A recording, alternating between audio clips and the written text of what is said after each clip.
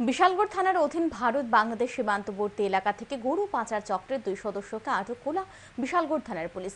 বিশালগড় থানার ওসি জানান, গরু পাচার চক্রের 3 সদস্যকে আগে আটক করা হয়েছিল। সোমবার রাতে বিশালগড় থানার অধীন ভারত বাংলাদেশ সীমান্তবর্তী এলাকা থেকে এই পাচার চক্রের আরও 2 সদস্যকে আটক করা হয়েছে। একই সাথে বাজেয়াপ্ত করা হয়েছে তাদের সাথে থাকা একটি মালবাহী বুলেরো পিকআপ গাড়ি। ধৃতদের জিজ্ঞাসাবাদ চালিয়ে একটি চুরির গরু উদ্ধার করা হয়েছে। পাশাপাশি আরও বেশ কয়েকজন পাচারকারীর নাম উঠে এসেছে।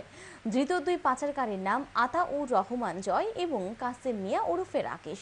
ধৃতদের মঙ্গলবার আদালতে সোপর্দ করে পুলিশ।